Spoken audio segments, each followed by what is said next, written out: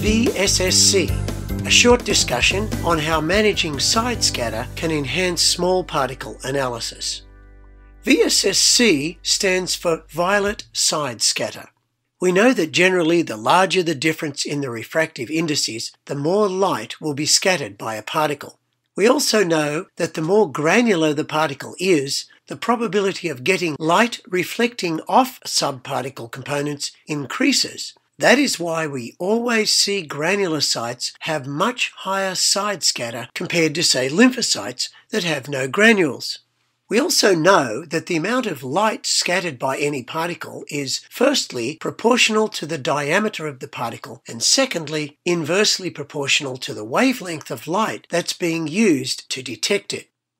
So if we lower the wavelength of the excitation, we'll see an increased side scatter light scattering at any given particle size. If we move from, say, 488 nanometer excitation to 405 nanometer excitation, this will increase the range of resolution of small particles that can be detected by standard side scatter.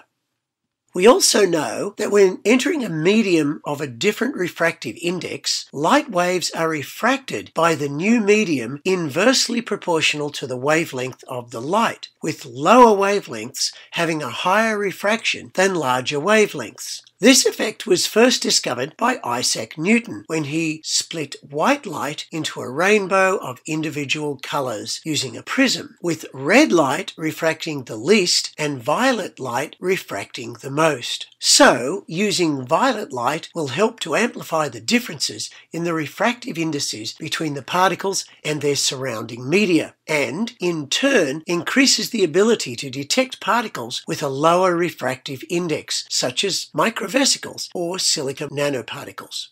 Now, if we consider how a standard flow cytometer is configured, when you have very small particles, the forward scatter signal is both small and the laser noise is high. So, if we look at the side scatter being from, say, the first orthogonal PMT, we would have a situation like this. If we had a red laser, we might not even get a signal from a small particle. But as we move to the blue laser and then on to the violet laser, you see that we have a better signal and the violet laser is better than the others. Here's an example of evaluating polystyrene beads using the violet scatter. However, keep in mind that concentration and flow rate is also important to prevent experimental artifacts due to coincidence when using very small particles. So, in summary, we have several lasers that can be used for side scatter. If we use the lowest wavelength laser, it can show much better resolution for small particles.